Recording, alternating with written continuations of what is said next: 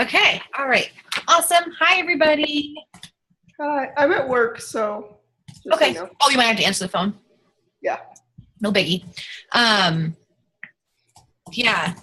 Jamie's on the phone because she's at the airport, and then I don't think anybody else will be in today. Everybody else had emailed. Okay, so we're going to start out with a few icebreaker questions like last time. So they are, what is your favorite season, and are you a morning person or a night person? I'll go first. My favorite season is the current season, which is fall. And this is my favorite months, November. And I'm definitely a morning person. Miss Amy? I am a summer person and definitely a morning person. Kelly? Oh, I am so not a morning person. I mean, not even a little bit. That's okay. And my favorite season is probably fall, like a true fall, like whenever we actually are not like this is not fall, even though it is fall. You know what I mean? Yeah. Like snow. No. Last week of fall? Yeah, like the last few weeks, like I feel like we've had actually a pretty good fall. Yeah. I do feel like it's over, though. Jamie, can you answer? Yeah, I like fall. Uh-huh. And like the real fall also. Mm-hmm. The pretty leaves and stuff. And I am a night person for sure. Yeah, I know. I always feel bad if I text you like anywhere even near 8 a.m. I'm like, oh, I hope this doesn't bother her. Oh, it's okay. I'm a really good sleeper, so. Oh, good. See, it won't bother me. I have the do not disturb features. Okay, awesome. So this week is probably my favorite week because this is all new. I've talked to people about what we're going to go through this week, but I've never taught it to anyone. And so I've also never really opened anybody that I work with up to this much before. So first off, thank you for taking the quizzes. That was awesome. Sorry that it doesn't give like a report I can send. I can just send a screenshot. Hopefully you guys could read those okay. So basically, did you say something? Did someone say something? Okay.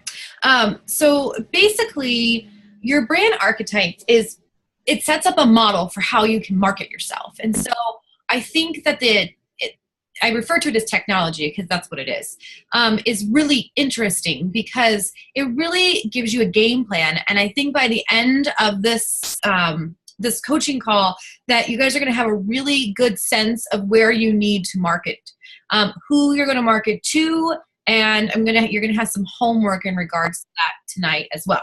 Which, interestingly enough, in my masterminds class yesterday, the homework came up at the end, which I kind of got a giggle about.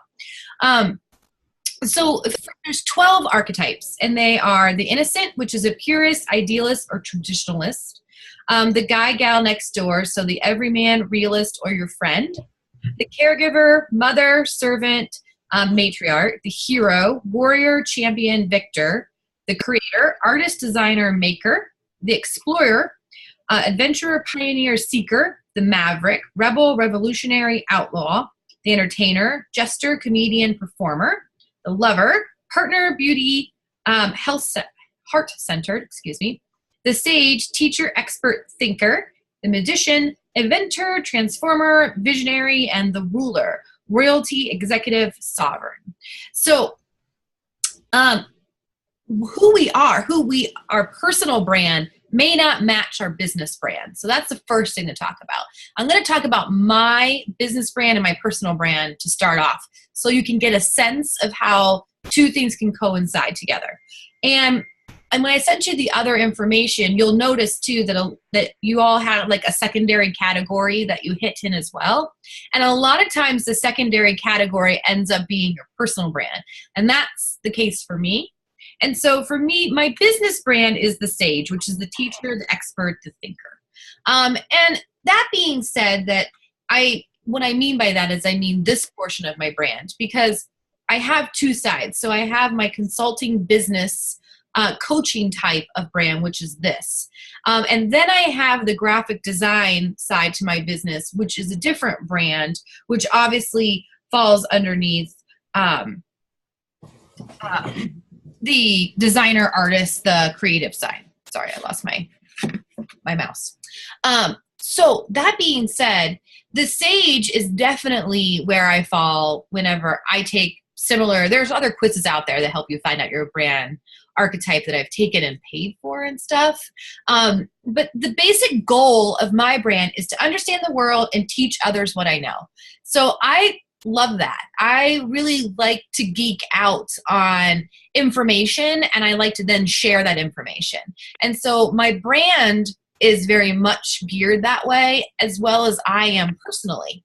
And then my strategy is to seek information and knowledge through self-reflection, research, objectivity, and diligence. And so those things completely scream my brand. I like to research ways for us to be able to use products better. I like to research Facebook and see what's new. I enjoy those things, and then I enjoy sharing that information. And I think it comes through quite frequently in all of my branding that I do. So my biggest fear is being duped, misled, being wrong, or being outsmarted, which is completely true. I hate when I in particular, Facebook and Instagram and the elusive algorithm. It feels like that's constantly changing to all of us, and we're always hearing new information. And so whenever I put out information in regards to that, it's always very timely because it's always changing and literally can change, day to day on how whatever they decide to release this week. So for me, brands that are go-tos that are also Sages are Google. Wall Street Journal is a great example of one. Any kind of tried and true, been there for a long time. Banks that are an institution of sorts, such as Wells Fargo, just because they've had bad press doesn't mean that they aren't a Sage. And then, it's pretty obvious, like characters and people that we would know that fall into the Sage. I mean, big ones are obviously Steve Jobs, Bill Gates. When I was doing research, there was a funny one. Let me see. Yoda. I feel very Yoda-esque sometimes about things. Albert Einstein. So it's all these thinkers, these people who are constantly, their brains are going and they're trying to take information in and then give them information back. So my brand is a Sage because that's what I do, is I take and absorb information and then I give it back. Whether it be in a class like this, with one-on-one with a client, or just out into the world, into social media. My personal brand is kind of interesting because it wouldn't typically go together, but mine does because it's just who I am, as a person. And I guess most people could probably figure out that my secondary brand, my personal brand, is the caregiver. So when you come to my home, one of the first things I like to do is make sure you're fed. And I do that all the time with people. And when people are coming over, I like to make sure there's food. I like to take care of people. I like to ask them if they need something to drink. I want people to come to my house, even if it's a teeny-like house where I live, and I want them to feel comfortable, and I want them to be taken care of. And so it doesn't necessarily mean that it's a monetary thing, but it does mean that I want people to feel good and I want them to feel taken care of. And I think there's pieces and parts of that in all of us. But that's my personal brand, is the caregiver. And so while I joke about my role as a mother, that it's sort of I'm an accidental mother, that that wasn't really my goal in life. It's interesting that like any personality quizzes I take or anything, I fall back into that caregiver role. And it's been something I've done my whole life. And so while you don't have to have children to be the mother figure, I definitely was that before I had my kids too. But it's sort of this piece that I turn off a little bit because I have this thinking side of my brain. But they both go together quite well, and I think I've done a great job of marketing myself in that way, is that I want people to genuinely do well when they take a class with me. I want my clients to genuinely see results when we work together. I want my friends, when they ask me a question about Facebook, I genuinely want to see them do what I told them to do so that I can see that they're growing and doing better. So it's really, that's kind of my two parts. So, okay, Kelly, I'm going to start with you because you were the first one to take the quiz. So you got the caregiver as your overall, and your secondary was the regular guy gal. So for you, how do you think the caregiver plays into your branding currently? Are you there, Kelly? I think It's kind of skipping a little bit. Oh, okay. Oh, shoot. I'm sorry. Maybe my Wi-Fi is bad. Okay, what did you say? Oh, so you got the caregiver as your brand archetype. How do you feel like that title fits into your brand currently? Well, I felt like the title was it was a weird, I don't know, like the title, like if you just listen to it, I'm like, well, I don't feel like a caregiver. But then like whenever I every like website I could find to read up on this stuff, I totally did. Cause I love personality tests and all of that. So that was absolutely just interesting to me. And then when I read all about it, I was like, yeah, that's totally me. Yeah, isn't it interesting? You have to remember that the technology is from Carl Jung's age, so it's totally different terminology, and it's probably, if the research would be done today, it wouldn't be called that. Yeah. So but if you read the descriptions, I was like, yeah, that's all me. Well, the main overall goal to a caregiver is to help others. Right. And so it's sort of like to help others ... so it's like to help others do what? And I think it's a perfect description of what your brand archetype should be. And then your secondary was perfect too, the regular guy, gal. I mean, that's absolutely right on. Yeah. And then everything else was 0. Yeah. Well, I mean, I'm not surprised. I mean, you got 14% in the entertainer, which makes sense. Because you have that piece to because there is some of that to your brand as well. You do fit that mold too. Right. I definitely think that your ideal client is the everyday person. And I think that your brand is relatable, which is basically what that means anyways, is that, you want to you want to help people and you want to be relatable. And I think that those two things scream what you already are doing. Does that make sense? Yeah, absolutely. Awesome. So then Amy did hers for the wedding planning side, just so everybody knows, because I know we've kind of shot around both things as to her new job and then her wedding planning business. And Amy got the magician, and then a secondary. She got the caregiver and the entertainer. You had a little bit of a spread there, actually, but those were your top ones. So did you have a chance to, well, you probably didn't look at anything, which is completely fine. You did not have to research before. That's the point of today. I did not. You know me. No, it's totally fine. I was excited that Kelly had looked up things, but then I was like, oh, okay, cool. So your overall goal when you're get a musician is to make dreams come true, which is exactly what a wedding planner should do. It's sort of like this perfect, it's sort of like the fairy godmother feel. So I think that's really cool and the other part to it is understand the laws of the universe, which I don't necessarily know that plays so much into your brand, but definitely the making the dreams come true part completely does. And then once again, having the caregiver makes total sense because you want to help people too. And that is to help people have a beautiful wedding day or, have it be, less stress and all of those things.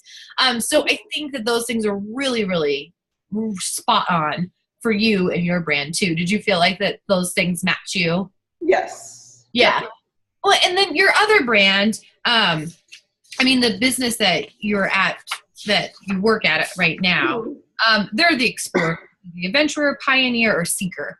And so, they're kind of an easy one to throw into that category. And I would assume that a secondary one for them would actually be the Maverick, which is rebel, revolutionary, outlaw, which I know kind of sounds like weird terminology, but it basically like the White Rider rafting side, it's like Ox and that kind of thing.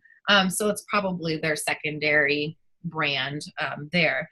And then it's kind of difficult, just like you have difficulties with doing basic things there, is that then they have the wedding planning side, which then that one, though, I think for your business doesn't fall into the magician category. I really think that it falls into the everyday guy gal category. Okay. Because I feel like the venue makes people feel at ease. Like another example, I think, would be like Diamond Bee here locally. They fall into the regular guy gal category.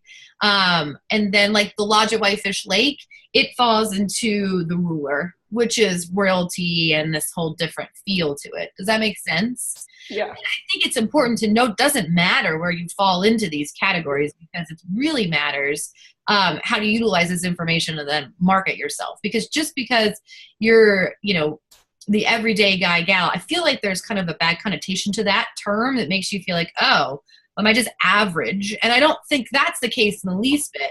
I think that there needs to be different tiers to everything in business. And so it's important to figure out where you are and market yourself there. And then Jamie got, and I don't know how much she'll be able to chime in, but Jamie got the Ruler.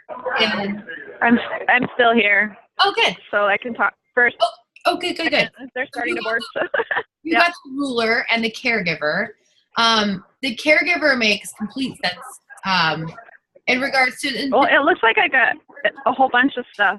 It got the creator and the entertainer, but they kind of go in order, even though they're percentage. So like the Caregiver makes sense, the creator makes sense. I'm surprised you got the Ruler, but not entirely, because your product's higher end. You know what I mean? Yeah. And so the basic definition of the goal of somebody with the Ruler is to create a prosperous, successful community.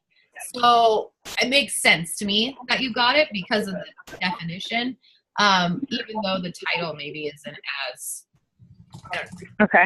I don't feel like you walk around with an air about you that makes everyone feel like they're less. And I think that sometimes that's what gets put into that category. Because the brands that are attached to the Ruler are like Louis Vuitton and Rolex. But like we've discussed, and I don't remember if it was here or a different discussion, is that when I think it was on here last time, when people come down to a buying decision and it's, buy the really nice china or buy a custom song, you and Tiffany are in the same place. Now it's totally different items, but you fall into the same amount of money someone's going to spend, or it's extravagant gift. Yeah. So I feel like part of the reason you got to go all over is that this has all these different categories. Can you say that again? I feel like you were spread more because your business sort of falls into a lot of different categories. Like the custom song side definitely falls into the higher end, that area. But then obviously when you're writing custom songs with someone who has cancer, I mean, that can fall into the higher end, but then the caregiver and the lover start to come into play. Does that make sense? So yeah. And then obviously the entertainer is a no-brainer because that's what you're doing. You're entertaining people.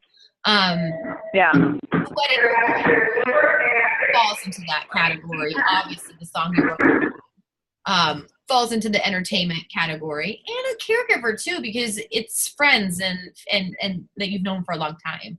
So your business is really interesting because I feel like you have to come up with separate marketing campaigns for each type of product you're putting out, which we've talked about before, where it's much easier for Kelly. Kelly gets to market to basically a couple things. She gets to market to families and she gets to market to wedding people. And she comes up with a couple different campaigns, but really they're the same. They'll both pull at the same heartstrings. They'll both make the average person feel relatable, but you don't have that luxury because you have so many different caveats. Does that make sense? Yeah. So it kind of sucks for you. Yeah. More work to do than the rest of the. I'm sorry. Okay, so on the workbook, did you guys print it out by chance? No. Okay, that's okay. Yeah. Aim, did you print it out by chance? Yes, I did. Good job. Okay, so the first thing is our goal. So your overall goal to take your brand archetype, you want to list out a goal of what, first off, you know what yours is now. Does everybody have a good idea of what it means for the answer on the quiz? Anybody? To do it. Can you say that again? You're breaking up. Does anyone need more explanation as to their results from the quiz, or do they feel confident that they understand what they got? I feel good. I'm okay. Okay, and you were fine, Aim? Yeah. Okay, good. Okay, so the first question is your brand archetype goal. And so I kind of answered it for each of you. For instance, the ruler for Jamie is to create a prosperous and successful community. So what would be a goal in your business that you would like to do, utilizing, keeping in the back of your mind what your brand archetype is? You can just jot it down or remember it, and then we can go around and answer. Do you are you asking tangible or anything? Well, it doesn't have, I guess, what do you mean tangible? Do you mean I don't mean book this $1,000 or something. I'm a little bit more my goal is a little bit more in concept. Okay. Well, tell me what you have. What are you thinking? Well, I want the people who I work with to feel a certain way. That's okay. That's a perfect goal. That's a great goal. Okay. Do you want to go first? Do you already have an idea? Sure. Yeah, go. What you got? Like I was saying, I want them to feel a certain way. I want them to walk away and feel served. Okay. That's probably my number one. That they feel like I've gone above what I've asked them or what they've asked me to do in that service. And just feel cared for and valued and yeah, I guess those are probably the biggest ones. Cool. Okay, so I'm going to move on, but while I do, think about a strategy of how you're going to make people feel that way, okay? And I'll come back to you. Amy, what do you have for a goal?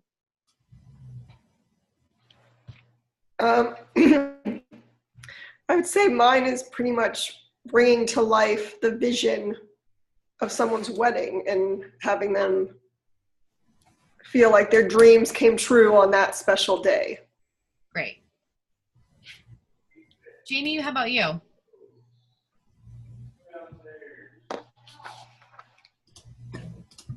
I think I'm gonna have to think about it some more. I'm kind of scattered right now. Trying to get on the airplane. So all that stuff. Don't worry. I'll stop talking now, probably.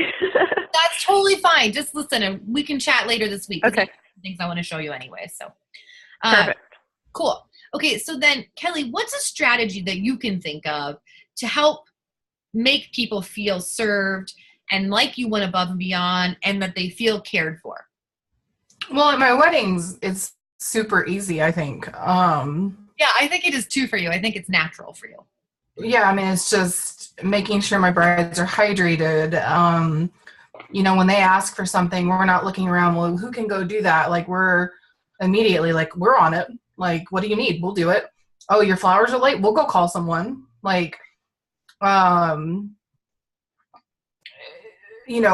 held puke buckets before. That's just... I've never even done that. I've never even done that at a wedding. Whenever the bride and groom sit down to their meal or whatever, one of the first things I do if I don't see one is I ask them if they need a drink. Can I go get you one? That's how are you feeling? Just being very present for them, just whatever they need. And that's probably the biggest thing at a wedding. Yeah. It makes sense. I feel like there's just so much opportunity to serve at weddings. I don't know how to incorporate that into other sessions though, because they're so quick. Okay. But I would like to, I'd like to figure out a way to do that more. So I have a couple ideas for you. So one is I'm sure that you already have a whole lot of things under your belt for weddings, because obviously they're a bigger price point for you. So you probably have some pre-game things that you send out. But for instance, like when I'm doing a family shoot with you, and maybe because I already do my own kind of styling things, I would implore you to put together some sort of like checklist to send to people before they come to be with you. Not weddings. So just check that away from your head right now, right? So I would work on putting together a really nice like checklist of like, these are the things you need to do that day. And some of them are simple things like make sure the kid's napped, make sure you have backup clothes. Yeah. You know, some of those things that you're like, I'm sure you have shook your head and be like, seriously, the kid didn't nap today and we're doing pictures right now. You know what I mean? Or even like showing people like having seasonal like boards of colors that go together so that if it's summer, they know what they should be wearing. It's not that they're matchy, but they get some ideas of what would go well in the background here. And you could put together just like a PDF thing that you send out to people. And then they're gonna come into that day with, it's a way for you to politely say things like, get your crap together so that when you come, you can take pictures without having to say that. And then B, it's like this it gets people thinking then. They're like, oh, maybe we'll do this. And suddenly you're giving all this added value to choosing to work with you. Well, and it's a way of serving them too. Like here's some things that will help you in this, situation. Exactly. And then, I mean, and like I say, it's some simple things like making sure you brought snacks. I mean, there really are some simple things that people do not think about when they come to do photos, because sometimes it's like this whole idea of like, okay, I'm just going to show up. I got to get there. And like your setup for the mini sessions, was it last weekend or the weekend before? I forget when it was freaking adorable. I mean, the truck and the things, and it makes it so it's really easy for people to kind of like walk in and get that, you know what I mean? They're like, oh, wow, this is great. I remember when I was a kid, it was a big deal. You would go to JCPenney's and get your ticket. And you remember like they would pull down the screen behind you based on the time of year it was. And it was meant to be this whole like, okay, and you all sat there together and they put little blocks under you. But we went all the time and going, why do you think I want my pictures taken with my kids every year? But obviously different. Right. But I think it's like that idea of people want it to be really simple. So I think showing them that it can be, like taking some of those shots that you've done already. Cause like you put up, I've seen in the past too, a photo of like, this is what it looks like today. Unfortunately, you don't have that photo leading into it to say what it's going to look like today. But what great advertising, you take those old ones and then white lay over top of it and then advertise that way that is your backdrop instead of showing other families. Because what happens is that people then start to be like, oh, okay. They start to get stressed. Whereas this idea of, oh, I can just walk in and be there and everything's ready to go. Cool. That'd be great. And people some samples and stuff.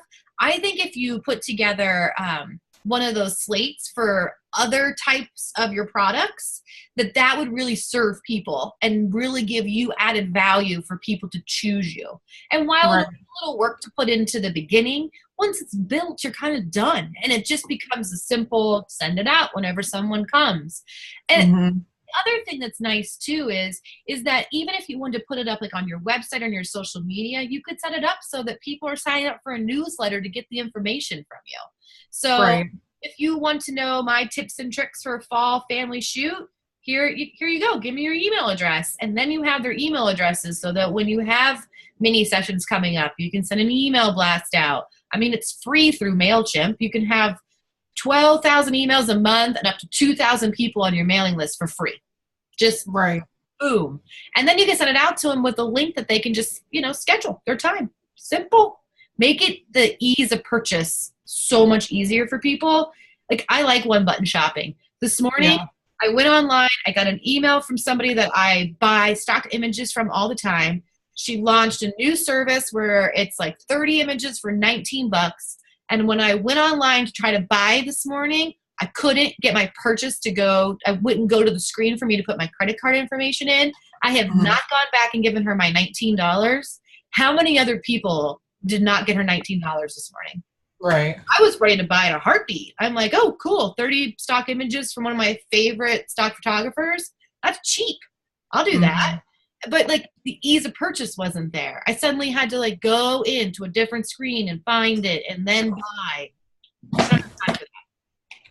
So I think the big things for you to take that everyday person, because that everyday person doesn't have time to make a Pinterest board and make color coordinated, items for all their kids to wear and all that stuff. If you can make it so that it's already done for them and they get this sense of like, oh, this is really easy. I just have to write this girl a check and then I'm going to have great photos. Right. I think that gives you a way to serve outside of the wedding industry. Now, inside the wedding industry, I think you're already doing a really great job with it. I think the next step is for us to work on how we market what you do. We'll get to that here in a minute. Does that all make sense? Yeah, absolutely. Do you think that a Pinterest board is more like effective than if I showed pictures of of families and what they've worn? I think it's a lot more effective if you put together Pinterest boards that you can then just send people to. There's also, I'd had to look at, I don't know, because you have Show It kits or something, right? I don't know if there's a way on your website that we could put another tab in and then we can just have the board right there and then you could send people to your website. That would be the best thing to do. Because does it have Pinterest integration? Do you know? I think so. Because that would be really cool if we just add a page to your website. Then you can just send people to your website because that helps with your SEO and that helps with all the rest of the things, And then you just have them and then you can just update it whenever you want, and add to it and stuff. Because I think it's a really good idea. That way people can see what different people choose to wear, what they choose to do. People look at my photos and they'd have no idea that I'm in Montana because it doesn't look like I'm in Montana in this last set of pictures we took. Right. People think that I'm like on the East Coast on the Cape or something. Right. It's just a matter of like getting the look that you want. I want everything to be white and airy and all of that. That's what I wanted. You did amazing. Those pictures couldn't be more perfect. They're my version of Montana, which is what I wanted. And I felt very served and very taken care of. And Amy did a really good job lighting me. Very good. Thank you. Yes, that was great. Does that make sense? I think that absolutely. And what I would do, because it sort of seems like an overwhelming project, is like basically make a to-do list. And like you had mentioned before, you don't really enjoy doing elopement sessions. So let's not spend time marketing to that. If you don't like it, then don't market to it. And you don't like babies. So obviously we're not going to market to babies. Oh, heck no. You know what I'm saying?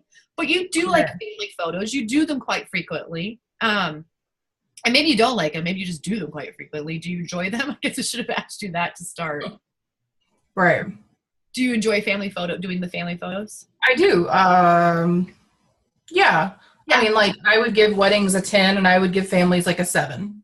Right. Well, and the price point's better too. You have to do a lot of family photo shoots. And then there's still the nitpicky to it, I'm sure, where weddings you're making a decent chunk of change off of them. Right.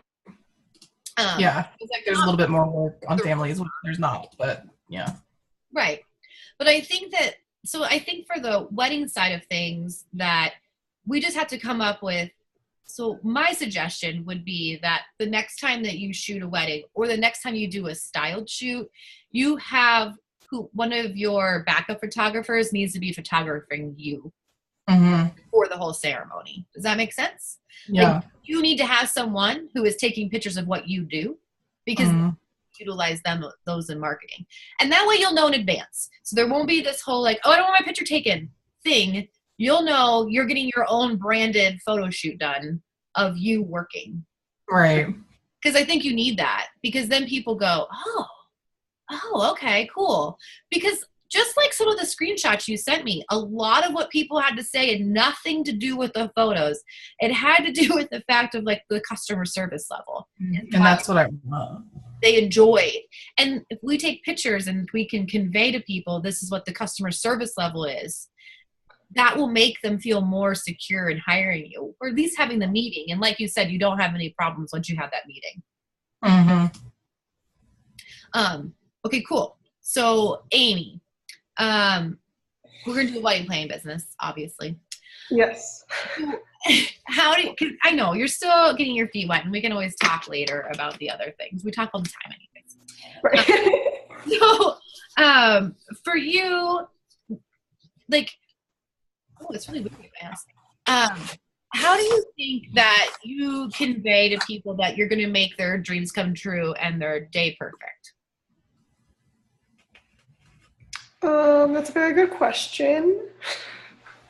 No wrong answer. Well, I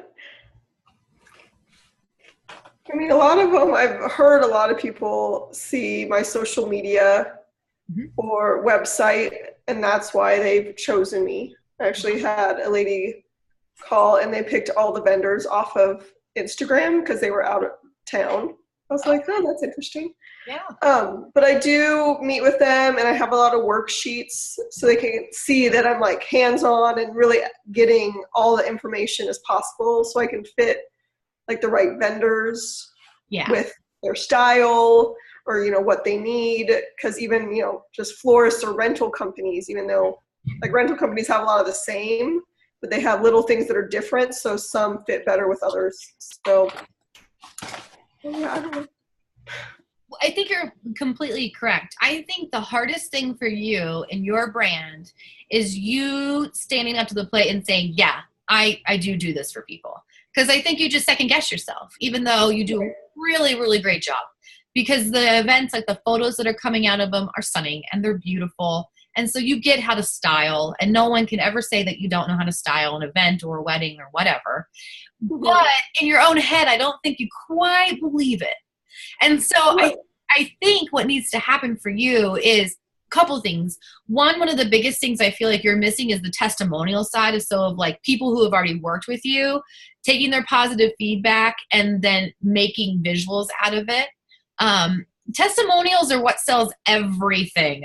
I mean, people do read reviews, and don't get me wrong, but actually putting out your own testimonials, video testimonials, are the best. If you can get someone to shoot a little video on a phone about how great the experience was with you, and then you can use that in social media and your marketing, that's clutch. I mean, don't think that at the end of this, I'm not going to send all of you an email and say, will you make me a video? Because I'm going to, because it's so important. People are lazy. They don't read. They don't even read the reviews half the time. They go see how many stars you have. And we all know that doesn't necessarily mean that they're a good or they're a bad, person to work with. I mean, look at how quickly the town of Whitefish was trolled last year, and perfectly great businesses saw their star rating and their reviews take a complete and total dive, and they did nothing wrong but choose to do business in a small town, right? So you have to be really careful in the idea of making sure you're getting that information, those testimonials, so that you can use it for later. I mean, Kelly does a good job of getting reviews and all that out there, but now it's time for her to take it up a notch and, really make the testimonials be a big deal and get people to do little videos. I think both need to do that.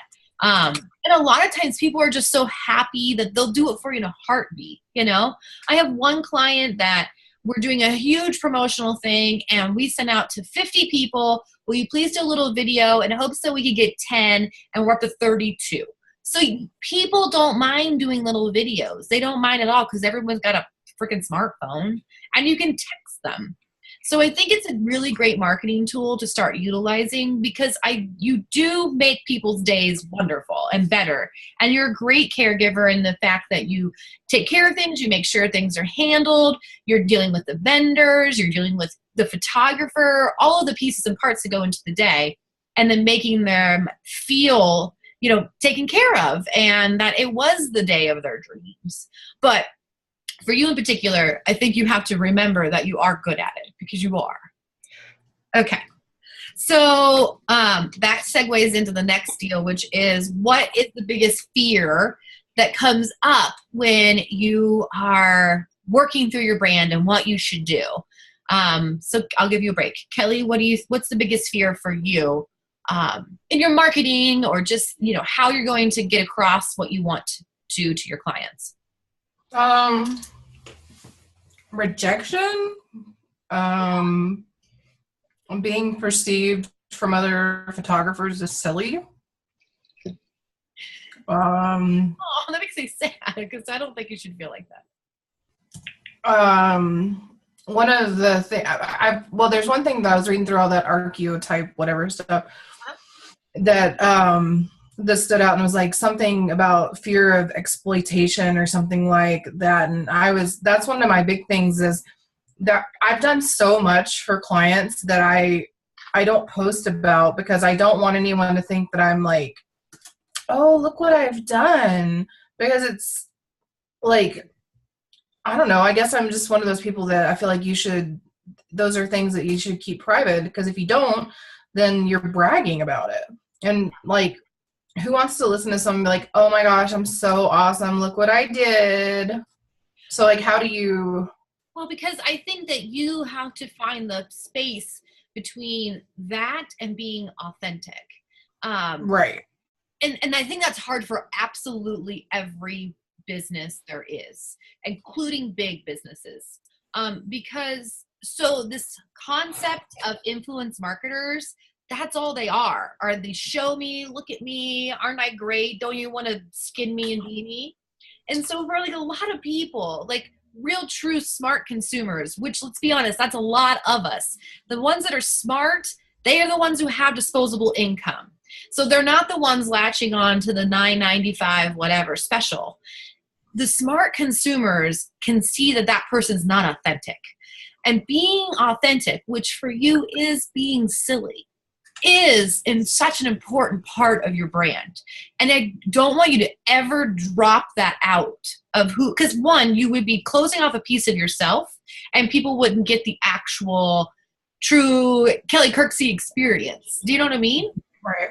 And so I think that you have to, instead of, and this is like the whole point of this going over the fear part. You have to embrace your fear, and then you have to switch it and make it your mantra. Because you being silly and wearing your funny ears and loving Disneyland and being goofy is part of the experience, and is a really great experience for so many people. And don't get me wrong, there are going to be brides or people out there who are going to be like, I don't want that, right? And they want someone stuffy and uptight, and let them hire somebody who is, because you know what? It's not your bride anyways. Right. It's not the right person for you anyways. So I wouldn't worry about being silly. I would instead implore you to take that energy and push more towards it. That it's a fun day, and we're having a dance party while we're taking pictures, and just that whole idea, because it ties back into who you are, ties back into the experience, and it ties back into the caregiver side of you too, because your silliness is a really big, intricate part of your personality. Does that make sense? Yeah, absolutely. Amy, what's your biggest fears in your business? Not in life, Amy. Wow. One of mine with my business is similar to Kelly's in the whole wedding industry, but like that we're going to fail them or not do a good job and ruin their wedding day, not a big deal. I think like on average, I think it's like 90% of people get divorced now, so there's always like a second chance. So no big deal. Just come back around. I'm just kidding. I get it. I completely get it.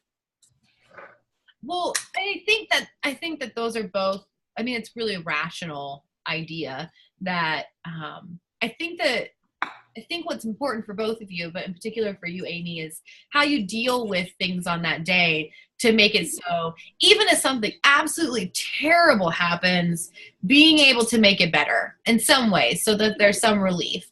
I always talk about when people talk about having stress or what's a really stressful time that happened to you. I was a planner for a wedding.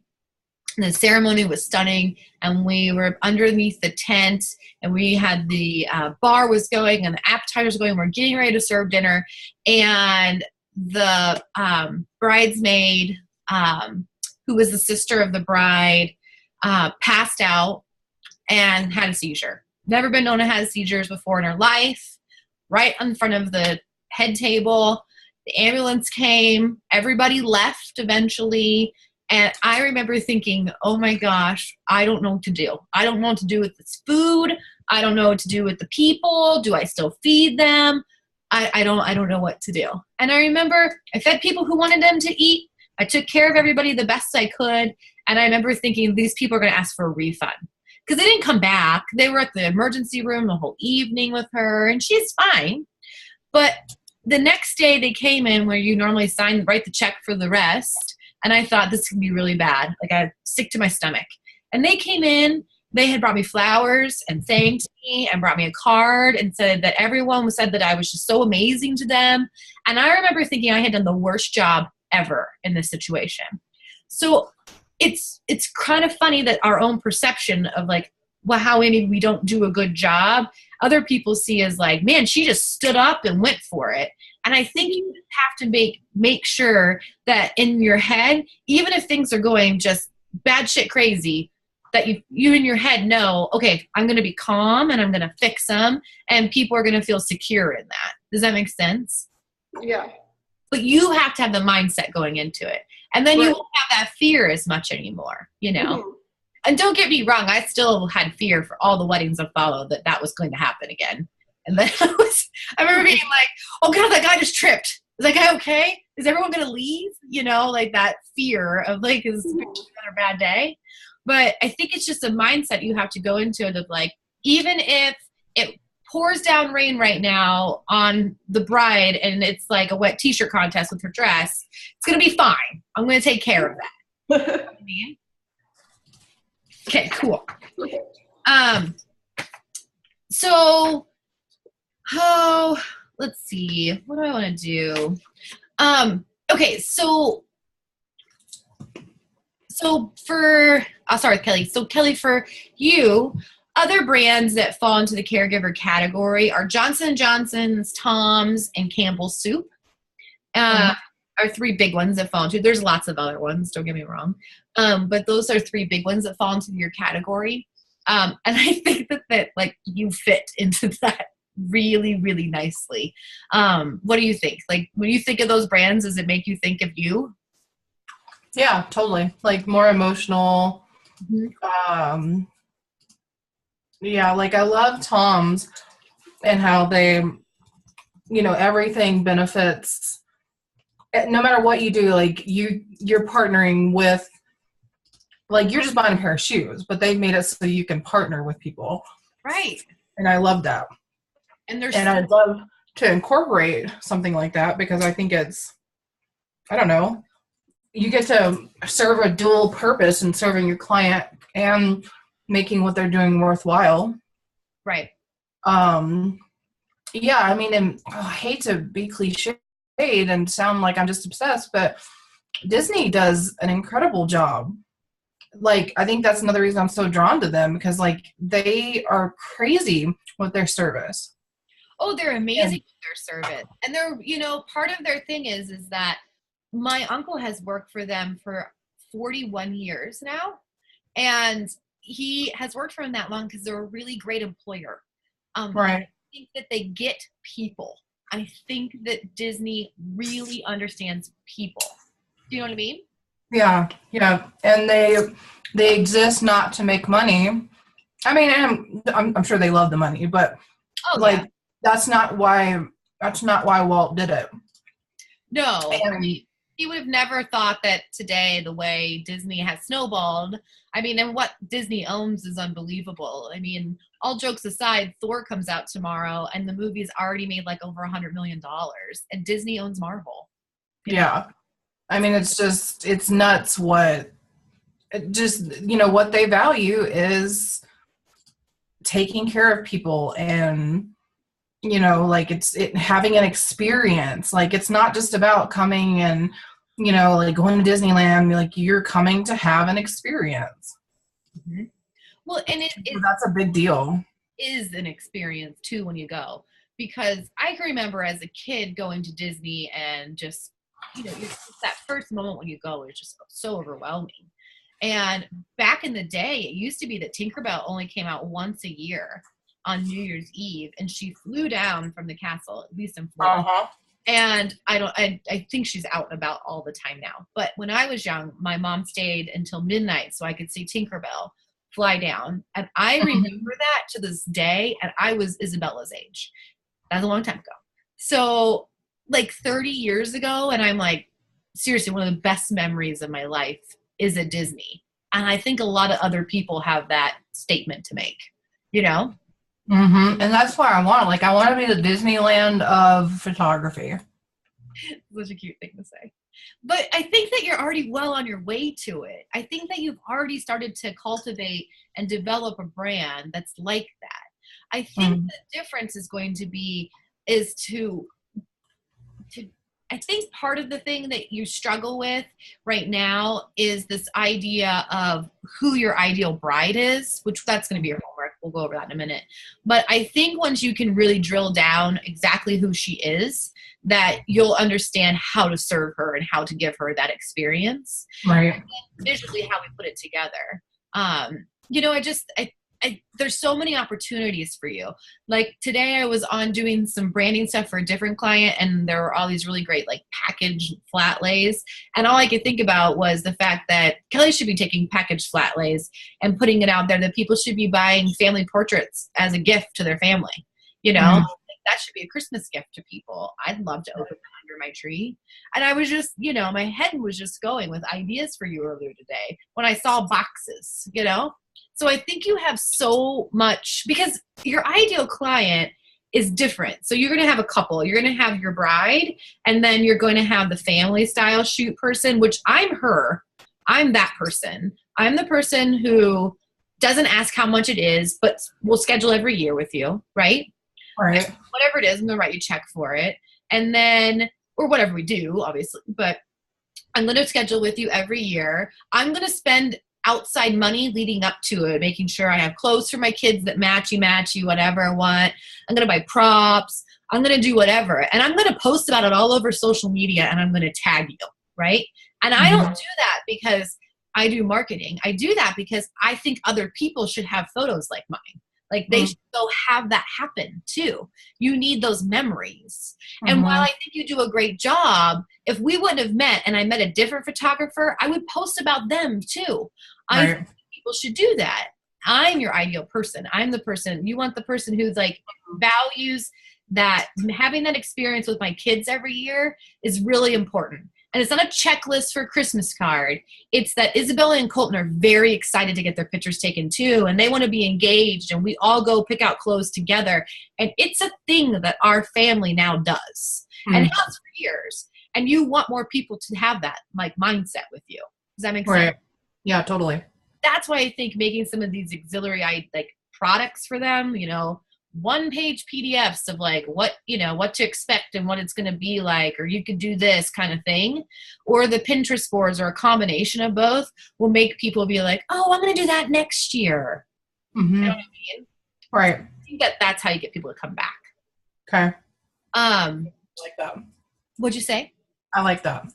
Yeah, I think it will definitely work for you. Interestingly enough, I went on, I didn't see where you had started doing like colors or anything, and it's totally fine if you ran out of time and didn't have time. But interestingly enough, the caregiver's color scheme that typically goes with it are really muted, softer tones.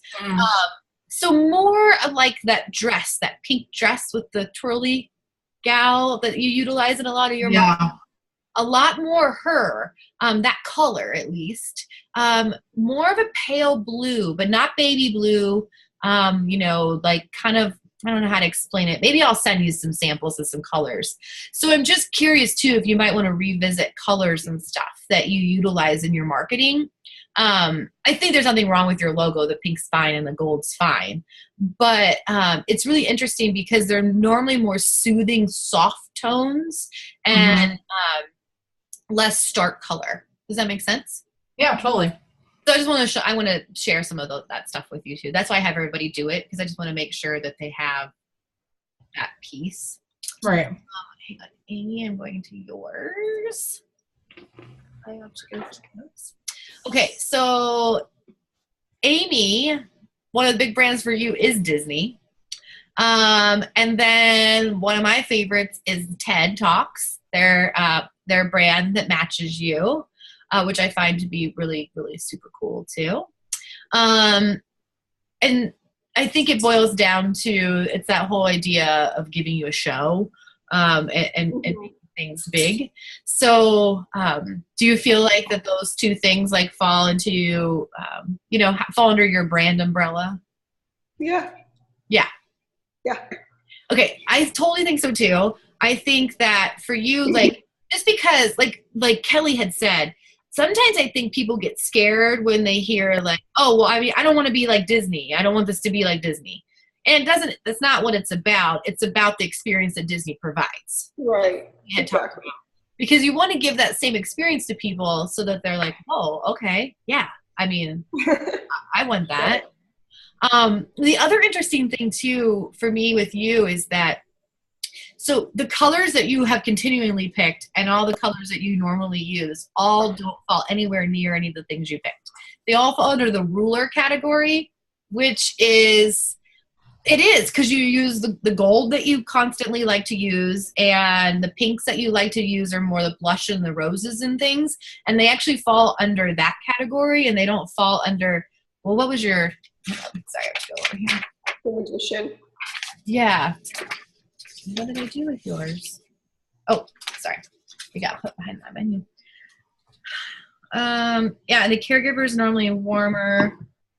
I mean, you got a 0 on the ruler. It didn't even pop up into your, and that's definitely where your colors lie.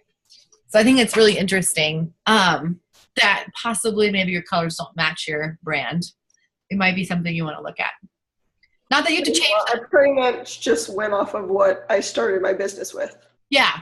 Well, and those are also my favorite, but yeah. Well, and I mean, like, I used to utilize a lot more raspberry and everything, and I've really pulled away from it. If you guys know, you can see in my branding where I suddenly went to mainly black and white. And it's because that's when I first read about this, and I took the quiz that Carl Jung used to give to people, and I realized that my colors were completely off brand for, my colors were completely off brand from really what I was talking about. Not that I can't utilize color, but the sage is definitely gray tones and black and white and lots of white space. Hence, Microsoft does have color, but there's a lot of white space when you see anything with Microsoft. Same with Apple, obviously. So I switched my stuff up to be more branded to what I really should be. So right. I think it's interesting to look at color. What color kind of fall under mine?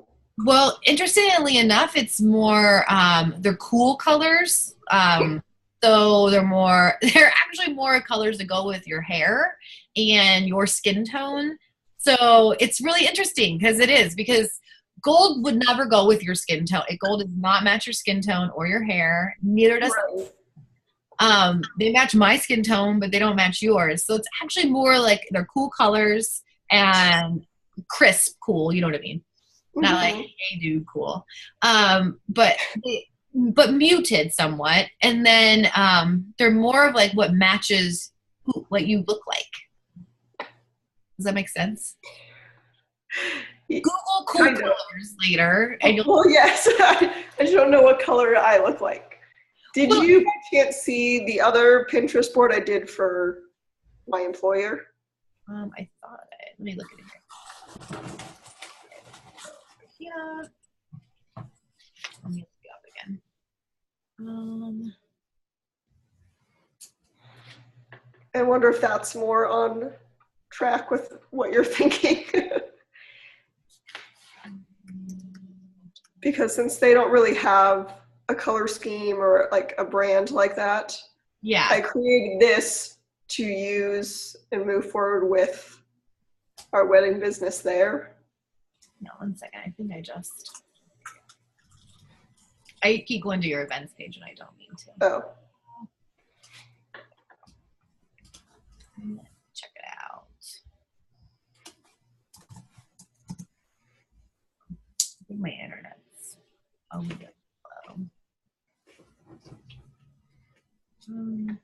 Is it under your events page? It's the Glacier Raft Company. I thought I added you to it. Yeah, you might have. Why I'm not like a huge fan of Pinterest. It's a Glacier Raft Company weddings and events. Yep, I just found the notification. Okay. And is it And this then there's a board. 13 pins or whatever? You have to go to the boards. It's Glacier Raft Company Inspiration. Yeah, okay, so really funny. That actually matches the color scheme. Well, I created that too off the top of my head. So that's more what you're thinking. That represents me. Yeah, exactly. That's really interesting. Because they're just cool colors, but then they're muted, which is, I mean, no one outside of like you're selling a product on Shark Tank ever utilizes actual just cool colors. They always have, you would want to mute them. But yeah, that's a lot more on and it's beautiful and stunning and stuff for the weddings out there too. It matches up so much better. Yeah, so I want to go more that earthy for up here. Yep. But that's maybe just more me in general too. Well, because I mean, I love pink, but there are times where pink works and there are times where pink doesn't work. And I don't feel like that vendor is a place where, while people might utilize pink in their decorations, I don't necessarily find that pink is the go-to color up there. Right. Yeah, I completely agree with you. Okay. Cool. Let me go back over here. Okay, so I'm going to talk about yours first, Aim, because I already have the thing open. So it's kind of interesting because some of the stuff with the brand archetype plays back into our own, personal psychology. And so for yours, this is all from a website thing that I bought I took a course. And so the goal is to make dreams come true, understand the laws of the universe. Biggest fear is unintended negative consequences, which is basically what you said earlier about you wouldn't intentionally want to have anybody's day go bad, but oh my God, what if it does? Right. And then your talent is finding a win-win solution, imagining a better future. So it's that idea of, like I said earlier, of jumping on it and getting it done and making it, so that, your day's better because now they're not stressed, and now they're not stressed because you made their day better. Win-win. So also known as the visionary, the catalyst, the inventor, charismatic leader, a healer, a medicine man, intuitive, a wizard, an inventor, and a transformer, which is really interesting because when you're a wedding planner, you wear so many hats that day. So I know that some of those obviously won't apply, but it's kind of interesting because you kind of are wearing all those different hats. Because one moment, you have to be super intuitive to do that. You have to be intuitive of everybody. So not just the wedding party and the bride and the groom and their families, but of the vendors and of all those things. Like, it's like the whole idea that the pit in your stomach where, wow, the flowers aren't here. Huh. I wonder where the flowers are, and it just kind of hits you. And then you have to start taking care of those things. So your voice, which is your outward persona, what your brand really is saying, is expansive, moving, and articulate, which you want all of those things when you are a wedding planner. You want somebody who is going to take the reins and be that. And then what a customer feels. I want to experience that. I'm on the cutting edge, fascinated, enchanting. Does that make sense? Mm-hmm. Okay, cool. Yes.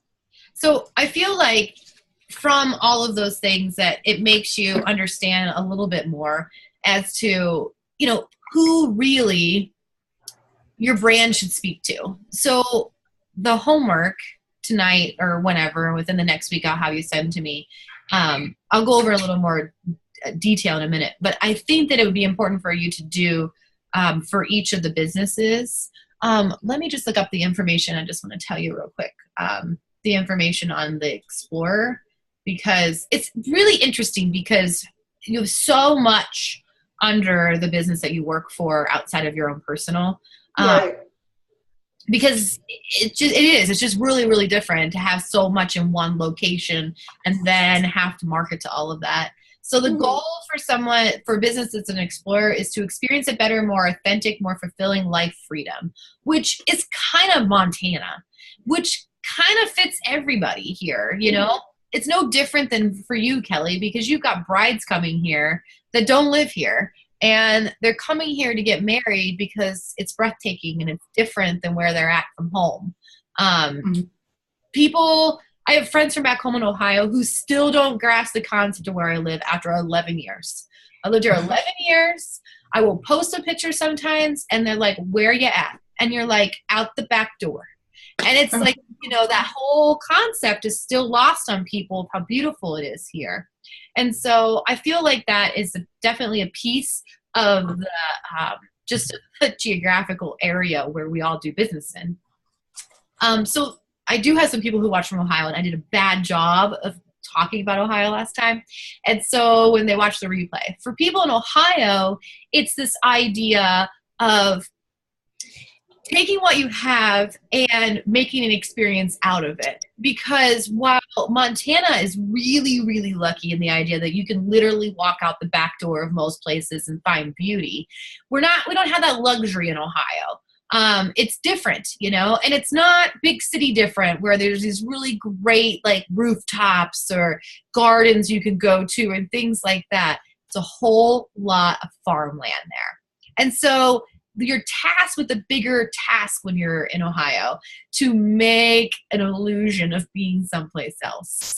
And not that being in Ohio is a terrible thing, because that's not a terrible thing, but you can only have so many weddings with the tractor in the background. And having to come up, it's so true though, and having to come up with something different and outside of the box is really, really important.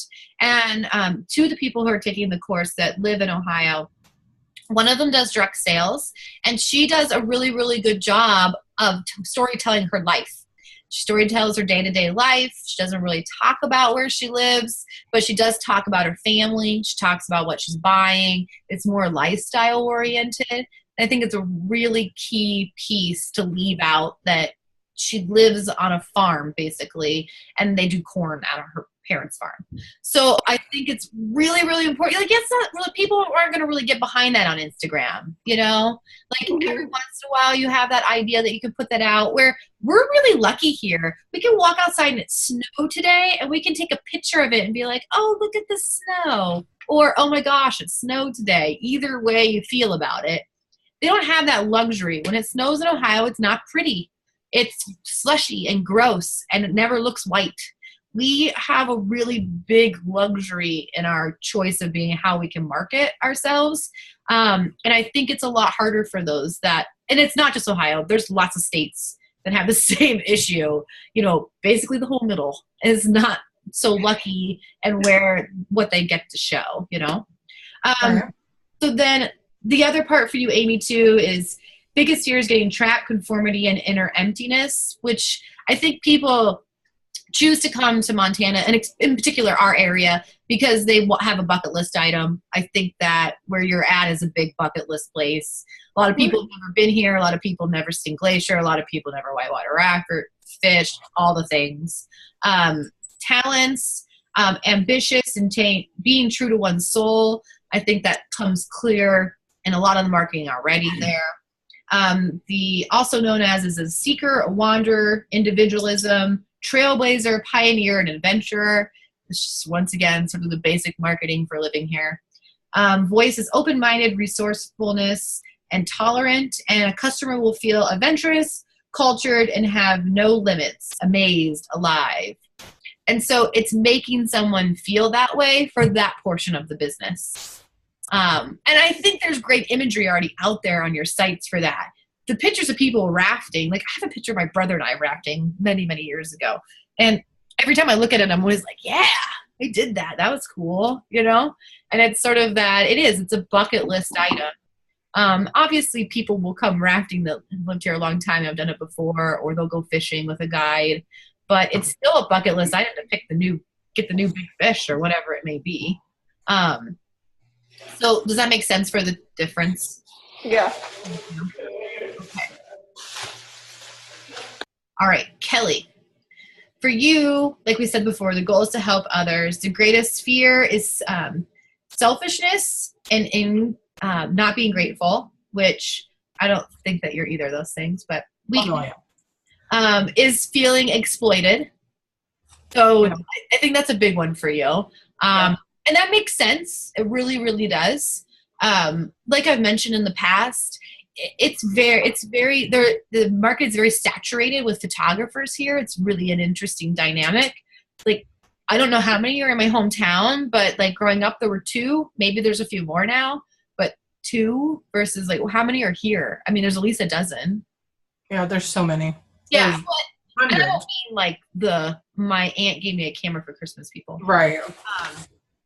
And then, but your talents, which I love because I think these are very important, is that you're compassionate and you're full of generosity, which I think both of those are very true for you. Also known as a saint. Don't let that go to your head. Just kidding. Of course. Of course.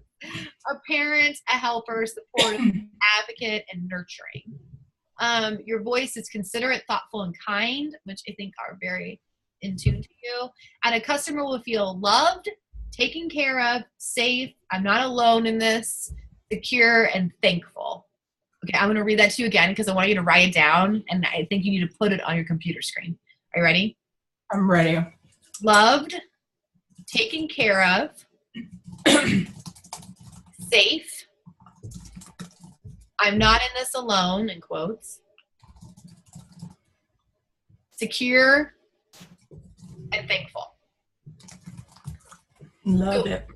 When we as we move forward and we start to develop some like pieces of actual marketing collateral for you, every piece has to make us feel like that. So as a group, when you show us a piece of things that you've made and you say, what do you guys think of this? If it doesn't make me feel that way, then I'm going to tell you that you can't put it out there. I like that. Design anything in the future, it has to make you feel that way or it doesn't fit. Does that make sense? Totally. Okay. Yay, I'm super excited. Okay, so before I explain what I want you guys to do for homework, do you guys have any questions for me so far? So there's a ton more information about this, but I don't like overwhelming people because it is, in feedback from previous things I've done, what I do to people. Is I get very excited and then I give them so much information that they can't digest any of it. And so I want to answer any questions you have. And then if you want to chat about any of it more, just reach out to me and then we can chat together at a separate time. Does that make sense? I have a question. Yeah, what you got? I don't know. It's not directly involved with maybe this, but it's stuff that we've talked about. Yeah, go ahead.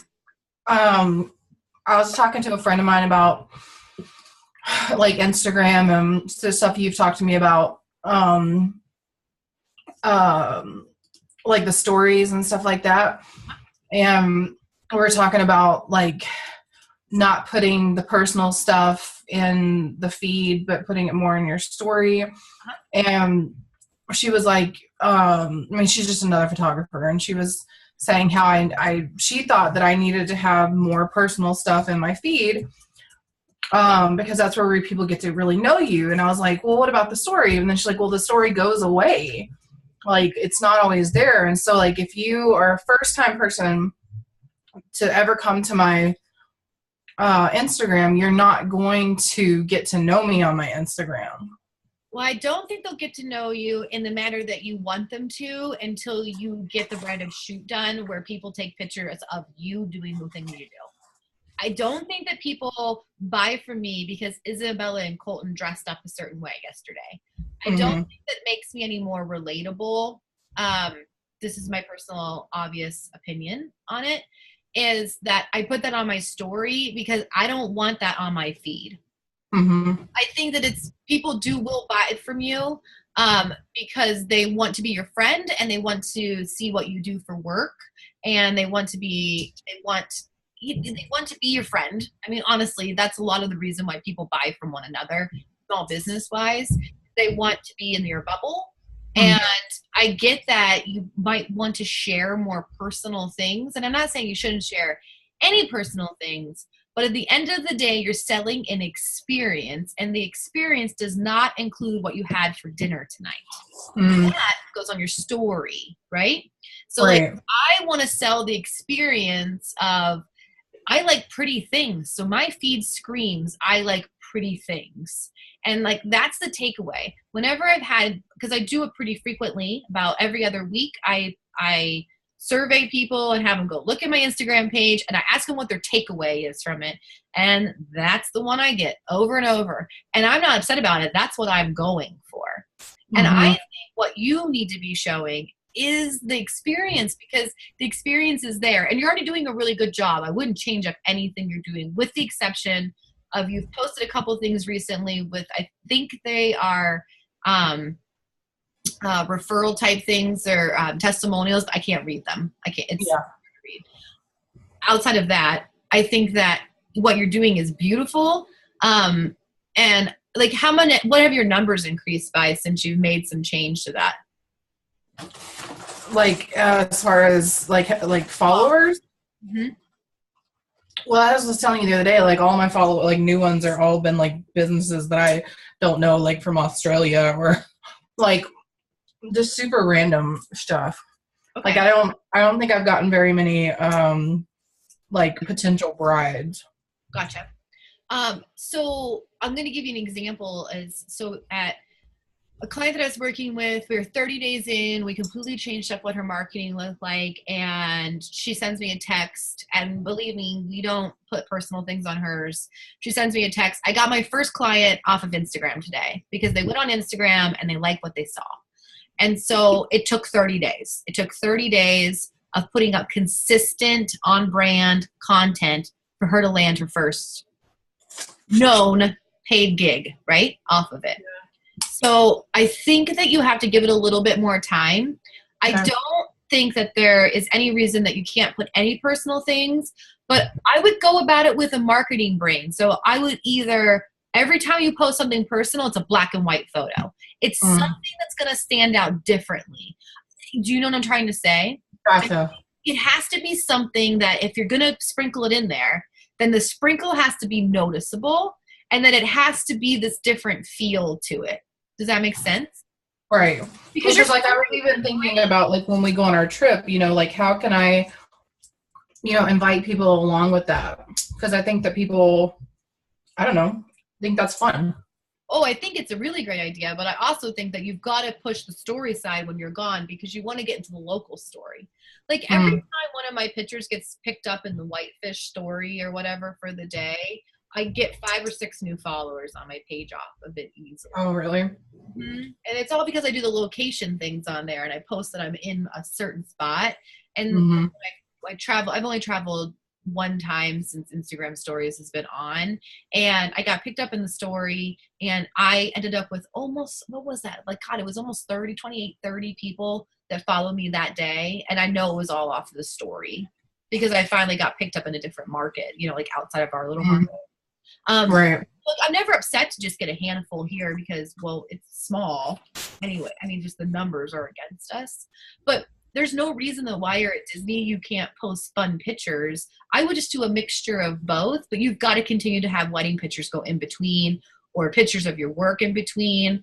And there's nothing wrong. Like, I'm not opposed to patterns. I'm not opposed to a theme, but keep in mind that Instagram's playing around with the idea of going to 4 squares. So I'd hate to see you spend a bunch of time on something that doesn't play out. Right. Yeah.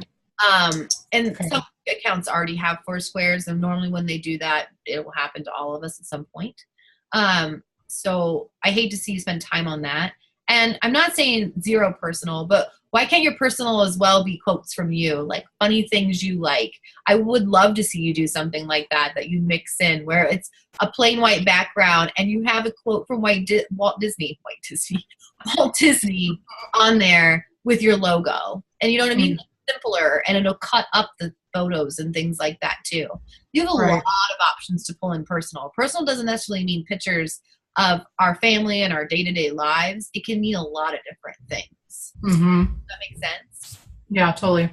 because I know I have a client who she fought me in tooth and nail for a really long time because she got engagement off of the pictures she put up of herself. And I'm like, well, of course. It's a warm audience already, but that's not growing anywhere. It's not going out in front of anything. And a lot of it is your hashtag game. That's how you get out in front of more people, is going through and researching what hashtags really work. Go look at my page. I have 0 following up, 500 people, but I on average get 50 likes on my photo. And hardly any of them are people who are my warm audience or people who know me really well. They are all off my hashtag game. I spend a lot of time researching my hashtags, and I tweak it every week. I've been looking at hashtags, I think I get good likes. I'm looking at it now, 60. And how many people follow you? 1,099. So you're going to want to try to get to the 10% conversion rate. So that means you need about 200 likes on every photo. I have a 10% conversion rate on mine. My number is just lower than yours.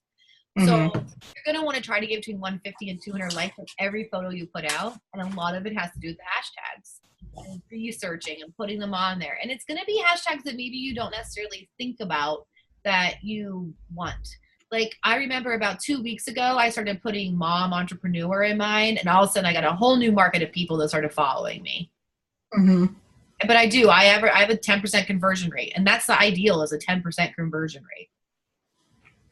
The hashtags get me. I have no idea. And I've been looking at what other people are doing, but none of it makes sense. Well, there's let me see if I can find it here real quick. I can just send you the link.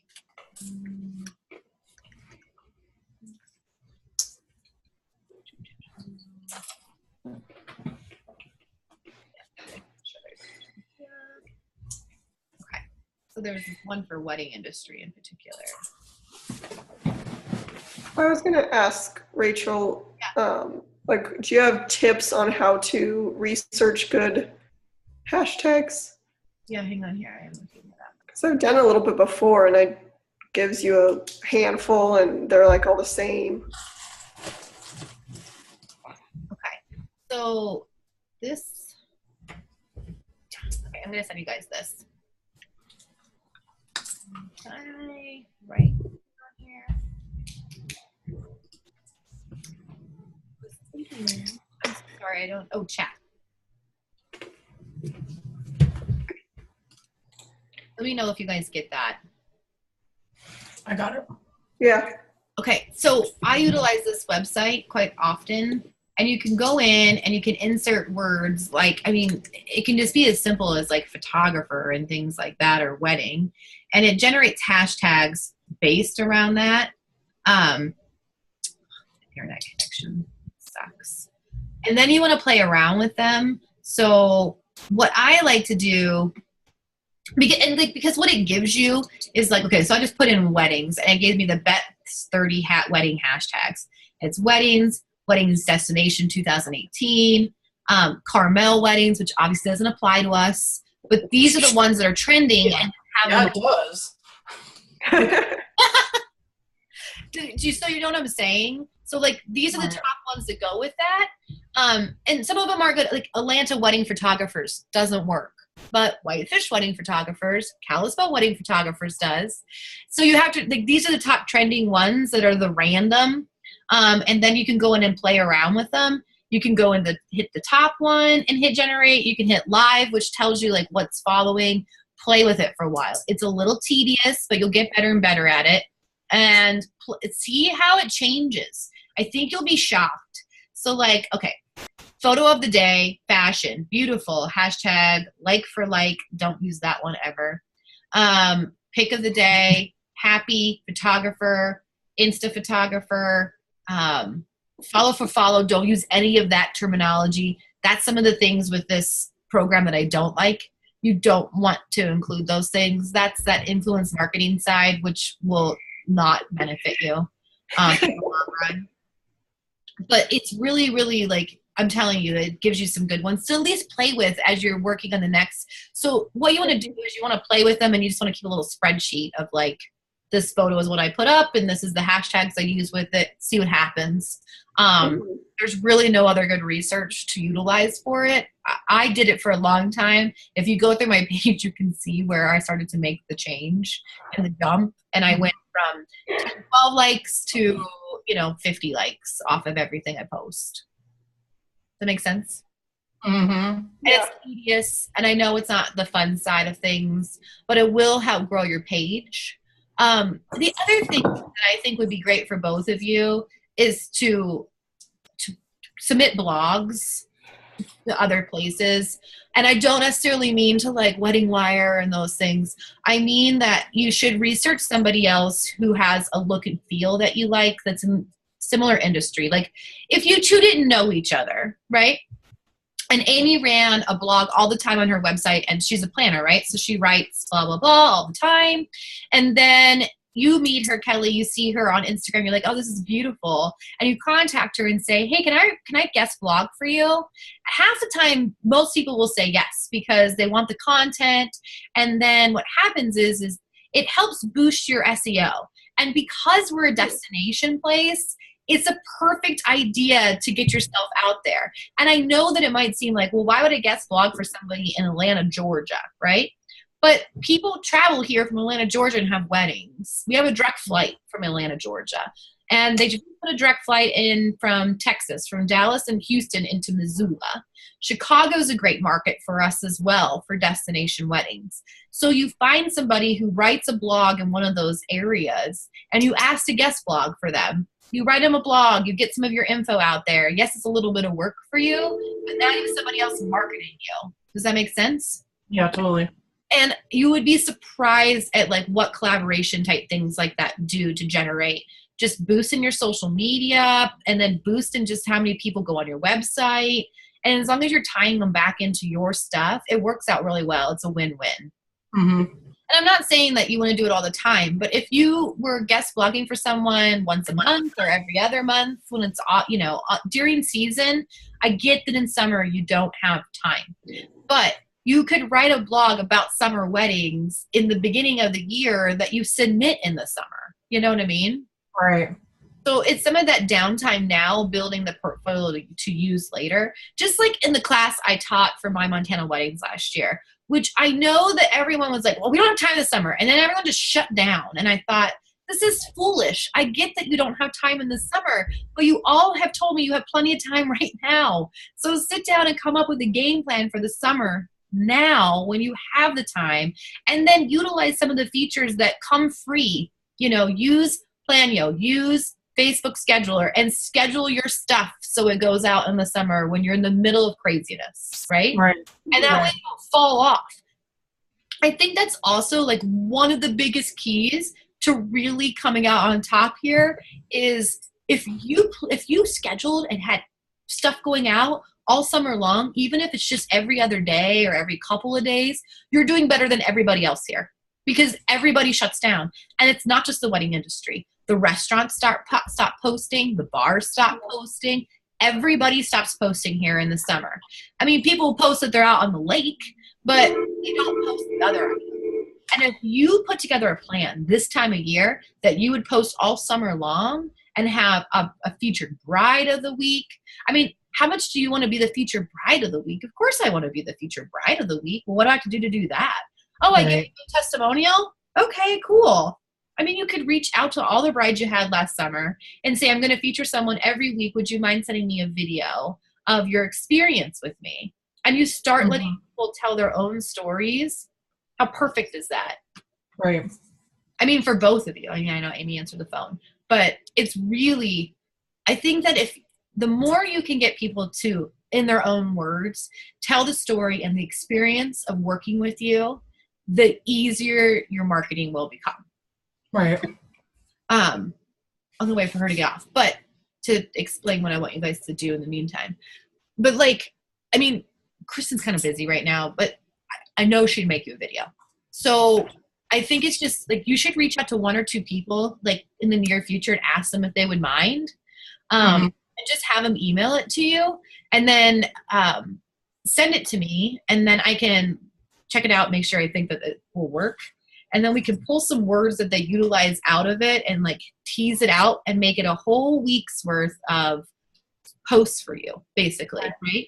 You put the video out on whatever, Sunday around 6 is a really good time to do anything you want people to watch or read an email blast. Open rates on Sunday evening emails are almost double other days of the week because yeah, it's kind of crazy, huh?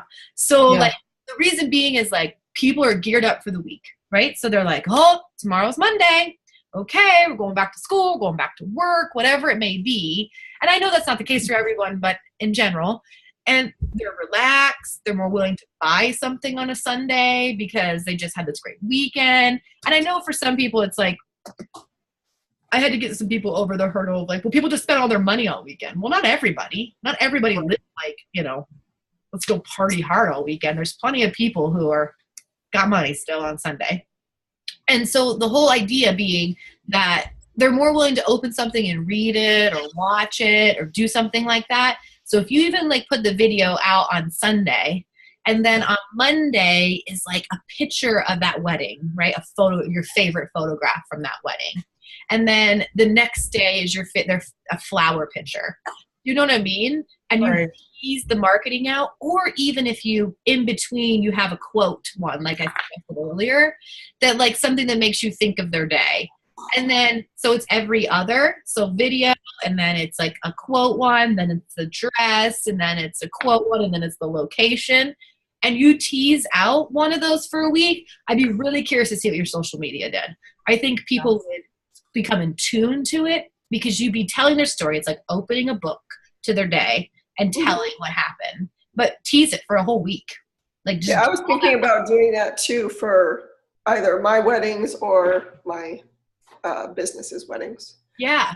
And I think it would be amazing like how it would start to build momentum, right? Because then people are going to look forward to that Sunday video post of like, oh, well, who's going to feature next week? I want to see what their wedding was like. People are nosy. They are.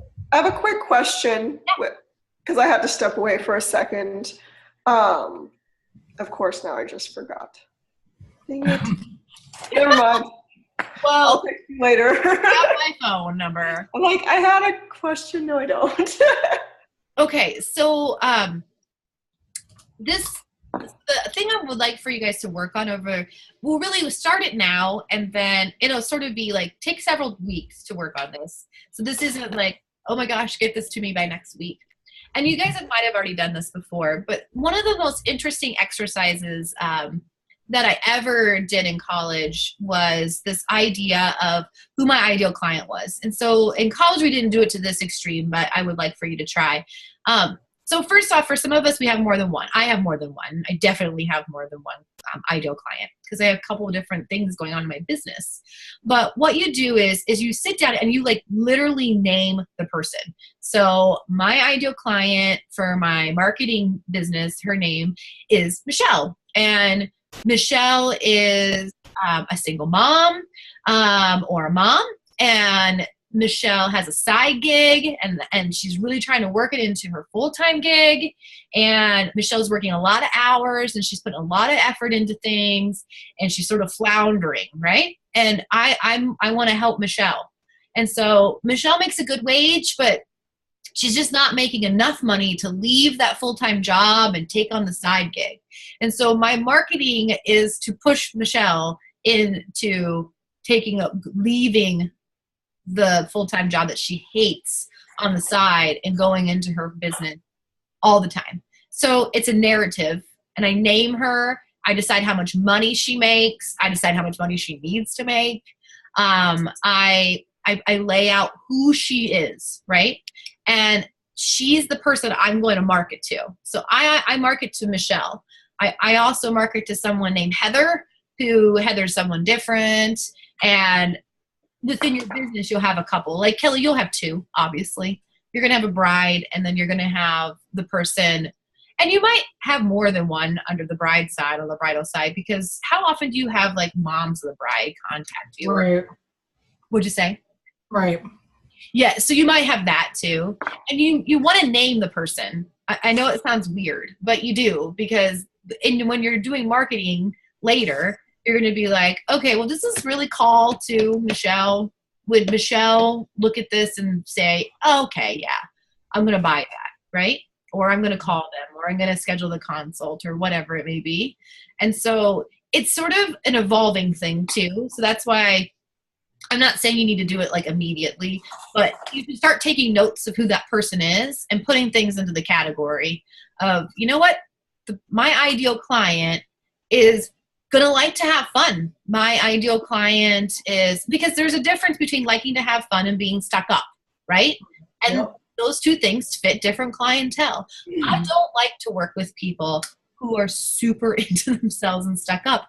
And there are marketing companies who are geared towards that. And that's wonderful. And they should work with that person, not with me. Because I like people who are open to bigger ideas and outside the box and working really, really hard. I'm not so geared to someone who has all the money and they can just pay to have everything done. That actually doesn't fit who my ideal client is, which could seem strange to some people. But it doesn't matter if it seems strange to someone, because that person's out there and that's who you're going to market to. And so the idea is to find who your audience is by like putting together who your ideal client is, but you name them and you give them characteristics, and you decide some things about them. Does that make sense? Uh-huh. And like I say, you don't want to make snap judgments on it. You want to actually spend some time so that when we get to the end and we have our individual consults with me, that we can talk about who you develop. Does that make sense? For sure. Yay! Do you have anything else that you guys need this week? I remembered my question. Okay, what's your question? Since we were looking at my employer's website and realized they had a blog, Yeah. would it be a good idea to maybe reach out to other people and ask if they would want to write on our, like, submit something to our blog, like whether it be other like planners or florists or, different areas, like different vendor categories to your social media. You could just even put out there now accepting guest bloggers. Okay. So I put a thing out a while ago to guest blog, and I have 12 set up. So I have one for every month, which is all I wanted to do to start. And so they start in January, and I just reached out to clients that I work with and people that I knew and was like, oh, does people, and then I sent out a link for people to sign up, and 12 people signed up, and it was super easy. And I keep it minimal to start because it's a lot of moving pieces, you know what I mean, kind of deal. Because the nice thing about having guest bloggers is like it's easy content. They're going to cross promo for you because they want people to read what they wrote, or they want people to know about it minimum. And it works out really, really well for both parties. And then you can grow too. Do you have Google Analytics on your website, the current one, Aim? No idea. Because what's nice too is that as you grow and you can get more people like putting content out and whatnot, then a lot of those numbers and stuff become important. Because like obviously I'm really, really fortunate that 2 clients are New York Times bestselling authors, and they both agreed to guest blog for me. But not everyone is that lucky. Like, you know what I mean? Like it's not like the norm that. And different genres. I mean, so Kristen's agreed to guest blog for me, which is like super awesome. And she's going to write about what it's like to self-publish. I mean, like, awesome. It's going to get so much traffic to my site. Just people wanting to read that. And then Laura, who she wrote a memoir, and it's more self-helpy. It's kind of like Eat, Pray, Love is what it's similar to that she wrote. So it's like a totally different genre. And she doesn't even know what she's going to write for me. I was like, whatever you want to write. I'm cool with whatever you want to write, Laura. And she has a huge network too that it'll go out in front of. So like, I'm just really lucky. I mean, there's definitely like check the blessed category there, for that. And then I have some lesser like that are great too, that I'm super excited, and it's not any less important to have them guest blog for me, but I'm pumped about it. But I mean, I ended up with 2 really great ones. And I'm starting the year out with Kristen because it's obviously a lot smarter to get the momentum going from the start, to get more people to sign up for my blog so that when other content comes out later, they'll already be engaged in it. It's just sort of you might be surprised who would end up writing, there's lots of people who would probably be willing to do so. Okay. Yay. Okay, so next week is all about Canva, and you both have accounts already, right? Oh yeah. I can use Yay. So I kind of know what both your colors are already. I'll just say this on here. I'm going to send out an email too. I do need color schemes from people because I'm going to send everybody a color scheme template pack, like the ones that I do for sale on the website. I'm going to send everybody one so that we can work through one together, but it'll be in your own color scheme palette so that when we're done next week, you can actually have something to use. That would make the most sense, right? Mm-hmm. So if you have ideas for colors, send them to me and I'll happily make that match up to the one. I'll send them out to everybody. I'll try to get them done over the weekend and get everybody to Monday. But don't freak out. I know that, I forget who it was. Somebody in the group had already downloaded the template and was struggling with it, which is not a big deal. We'll go through how to do it together. But if you want to go on the website, you can look in the shop. Don't buy it. Just tell me which one you liked or whatever it may be, and I can change out color or whatever you want, and I'll put different stock images behind for you too. And for you, Kelly, you might not want to utilize the stock images anyways. You might want to utilize your own, whatever you want to do there. But let me know color schemes because I want to send everybody basically just a free pack so that you have a starting point of like, oh, hey, this works like this kind of deal. And then it'll be a big share my screen day and I'll go through things. So it'll be a lot of hands-on next week. Does that make sense? Mm-hmm. Yay, I'm very excited. Rachel, on that, do you have good suggestions of where to get like good stock images? Because I know a couple of the sites you use, but like we were talking about, some of them are really into like the pink and pretty. But if I want more of those cool tones or like not necessarily outdoorsy, but more nature and stuff. So what I would search is, and you're going to struggle, AIM, for yours, because in general, people who have those stock image libraries go that girly route, right? Right. Even the Hootstock that I gave you the stuff to, theirs came out today. And while there's a really great packet for Christmas packaging, the other one's like lavender and something, which is pretty. Right. I'll use it in some of my stuff, but and you might want to use it in Amy During Events page, but it doesn't really go with anything else you do. Right. But search the words styled stock library and then see what starts to pop up. There's a ton of them out there.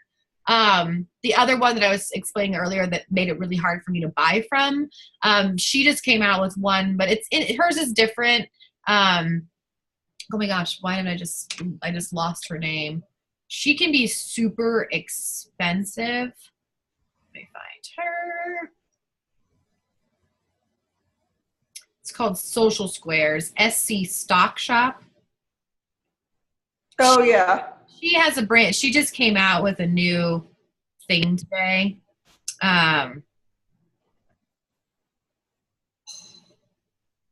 Sorry, something really exciting came in my email that I can't say on the video. So, anywho, she has some in-between kinds that you could maybe use, but she's really expensive, and I don't know what your budget would be like if they would give you a budget to get something. Right. But you can find some of those stock libraries that are only like $29 a month, that kind of thing. Okay. Yeah. But but there are some outdoorsy ones. I have seen some outdoorsy ones. The problem being is that the outdoorsy ones are like not as good as what our outdoors are. Right. You know what I mean? It would probably behoove your business owner to pay for someone who might be in this group that comes out and does a branded photo shoot, which would probably be a better route. I was thinking that and just make my own kind of thing. Yeah. Kelly's getting ready to do another one for the animal clinic. So she's really good at them. I'm just saying. There's another one she's doing. But I think that probably that would be better in the long run. But you could still utilize a lot of the pretty ones with the tablescapes and just make sure you put a white overlay so the color doesn't pull through as much. Right. And that's what I've kind of been doing to mute the pink or do some kind of filter to Yeah. down a notch. But Well, and the other problem too is that a lot of those flat lays are really, really pretty, and I would hate if someone wrote me and was like, "Oh my gosh, yeah, where'd you rent that stuff from?" right. And you're like, "Oh, not here." Like I don't know. I think the only person who probably has anything similar to it is was it the top? I mean, Yeah. they have the most similar to that girly look. Right. If you don't hire her as a planner, she doesn't typically actually rent her items out unless you hire her. Yeah, she doesn't. And then Right. I think you're getting into a different budget. So that's the only thing that I would, in particular, to not get too far into is making sure that you're covering that up enough that people, Right. don't think that they can get those products here. Which I don't understand why some of the rental companies here don't expand a little bit and get some of that higher end. Gold silverware. The fact that no one has good gold silverware here is weird to me, I have to say. Kristen and I called everywhere. Nobody had it except for the top, and she refused to rent it to us. Silly. Waste of time. Okay. All right. I will talk to you both soon. And everybody else, check out the hashtag thing too and work on the homework. And anybody email me anything you need. Okay. Perfect. Thank you. Okay. Bye, guys. Bye.